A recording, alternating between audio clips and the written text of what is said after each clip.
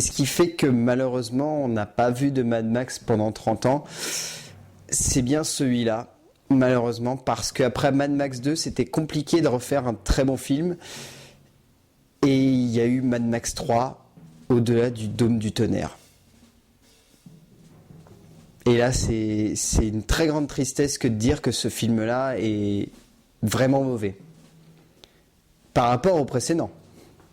En tant que film, étrangement, il n'est pas si mauvais que ça, mais là, on est vraiment tombé bien bas. Parce que là, résultat, Miller va nous raconter l'histoire d'un Mad Max dans un monde futuriste encore différent des deux précédents, où là, il y aurait beaucoup plus de monde qui aurait survécu. Et le problème, c'est qu'il n'y a plus de réflexion autour de la société et on part juste dans un grand délire où Mad Max va se retrouver dans une ville qui s'appelle Trocopolis, qui est sous le règne d'une jeune femme qui se nomme Entité. Et voilà, lui il va se retrouver à devoir bosser pour elle, mais finalement il va se faire jeter en prison pour partir en goulag, pour se retrouver avec une bande de jeunes à la Peter Pan. Voilà, vous l'aurez compris, rien qu'en essayant de résumer, on comprend l'énorme problème de Mad Max 3, c'est que ça part dans tous les sens, Mad Max 3. Et c'est pas un euphémisme que de dire ça part dans tous les sens. Et on avait dit que sur Mad Max 2, ça partait dans tous les sens, mais ça partait dans tous les sens de manière logique, parce qu'au final, ce que faisaient les personnages, c'était intéressant et c'était cohérent. Là, avec Mad Max 3, il n'y a rien de cohérent. C'est un truc de dingue, on a l'impression de voir 4 films dans un film. C'est-à-dire que la première partie, c'est le Dôme du Tonnerre, la deuxième partie, c'est l'Exode, la troisième partie, c'est Peter Pan, et la quatrième partie, c'est la Cité des Enfants Perdus. On comprend rien. On comprend rien dans ce film, ça part dans tous les sens. Et ça ressemble pas à Mad Max. C'est un énorme problème, mais ça ressemble pas à Mad Max. Et quand on regarde le film, on est quasiment sûr que Luc Besson s'est référencé à ce film-là pour faire le dernier combat. Parce qu'étrangement, il y a une esthétique et une manière de faire qui ressemble vraiment au dernier combat. Plus objectivement, on est sur un film qui est vraiment pâteau, qui ne sait pas dans quelle direction aller, qui ne sait pas du tout quoi faire et qui ne sait absolument pas comment se construire. Et là, c'est terrible à dire, mais on est sur un film qui est foutraque, qui est complètement foutraque, qui est complètement bordélique, qui ne sait pas du tout dans quelle direction aller. Et ça pose énormément de problèmes parce qu'on aurait aimé que Mad Max 3 soit bon. On aurait aimé que Mad Max 3 aille encore plus loin qu'avec le 2, même si c'était compliqué. Et là, on n'y est pas du tout. Au niveau de l'écriture, donc, Terry Hayes et George Miller avaient déjà fait équipe sur le 2, mais il y avait Brian Annant. Et il est possible, malheureusement, que Brian Annant ait filé un bon gros coup de main au niveau de l'écriture, parce que quand on voit ce qu'ont fait Terry Hayes et George Miller sur ce troisième volet, soit on se dit que les studios ont tout remanié derrière, soit on se dit qu'il y a eu une énorme panne d'inspiration et qu'ils ne savaient pas dans quelle direction aller. Étrangement, nos cœurs de cinéphiles ont plus envie de penser que c'est les studios qui ont voulu remanier l'histoire. Parce que le départ de George Miller à mi-chemin du projet n'est pas anodin dans l'idée où peut-être c'est ça qui a perdu la patte directrice des Mad Max, c'est peut-être ça qui a fait que par la suite on s'est retrouvé avec ce film-là. Parce que le film est co-réalisé par un certain George Ogliev qui n'a rien fait après. Et c'est peut-être ça en fait qui est le plus parlant. C'est que ça soit un mec qui n'ait aucune expérience de cinéma qui a pris les commandes de Mad Max 3 après le départ de George Miller.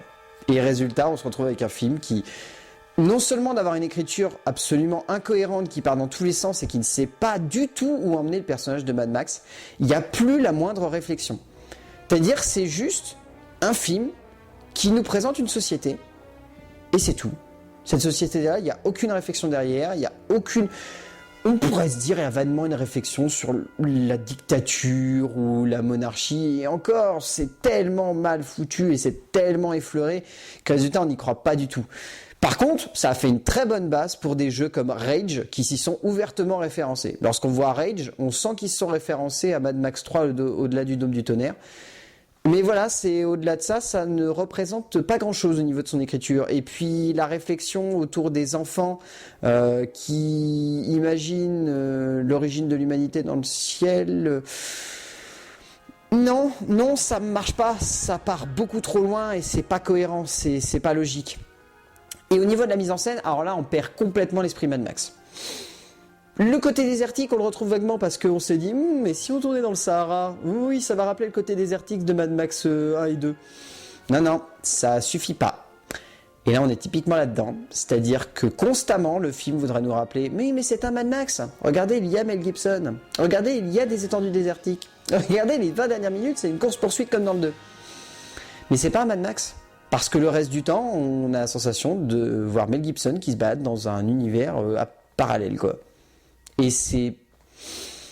Mais on ne sait pas vraiment qu'est-ce qui s'est passé. C'était même pas pour être dans une certaine ère d'époque ou se dire à cette époque-là, c'était plutôt les films comme ça. Non, même pas. On comprend pas ce qui s'est passé avec Mad Max 3, tout simplement. On comprend pas. Et le pire du pire reste certainement le casting. Parce que même si Mel Gibson s'en sort à peu près bien et essaye de sauver les meubles, l'écriture de son personnage est tellement mal foutue et tellement incohérente qu'on n'arrive plus du tout à se sentir concerné par ce qui lui arrive. Et pire du pire, l'idée la plus ridicule de l'histoire du cinéma moderne, avoir confié le rôle de la méchante à Tina Turner, qui, au-delà de faire une bande originale qui est constamment en décalage par rapport à ce qui se passe à l'écran, nous offre une performance à l'écran qui est proche du cabotinage, pour ne pas dire du très mauvais goût et du très mauvais jeu. Et c'est un euphémisme que de dire que c'est pas bien joué, Mad Max 3, parce que elle joue vraiment pas bien. Donc voilà, Mad Max 3, c'est là 30 ans de glas cinématographique pour la saga Mad Max. Peut-être pour le meilleur, à voir dans Mad Max Fury Road. Bilan global, on se rend compte que, aux images qu'on voit de Mad Max Fury Road, ce qu'on ressent, c'est que Miller a voulu rattraper tout ce qu'il a fait avec les 3 précédents films. Il y a du Mad Max 1 dans Fury Road, il y a du Mad Max 2 dans Fury Road, et il y a du Mad Max 3 dans Fury Road. Que ce soit par des images, que ce soit par des idées, que ce soit par des personnages, ou que ce soit par une histoire, il va y avoir de tout dans Mad Max Fury Road. Et c'est peut-être certainement ça qui va faire de Mad Max Fury Road un excellent film. On verra bien lorsque le film sortira, mais sur le papier en tout cas, le film a l'air d'avoir des ambitions absolument monumentales, proches du film épique et grandiose, qui se voudra en même temps une synthèse et un rattrapage de ce qui a été foiré dans les précédents films. On verra bien lorsqu'il sortira en salle, mais en tout cas, au vu des premières images, et au vu de ce que la première trilogie a donné, Mad Max Fury Road, si c'est une synthèse de ces 3 films-là, ça peut être un chef-d'œuvre, quasi instantané. On verra bien en salle. D'ici là, portez-vous bien. On se retrouve très vite pour parler de Mad Max Fury Road et on se retrouve évidemment pour parler d'autres films, bien sûr. A plus!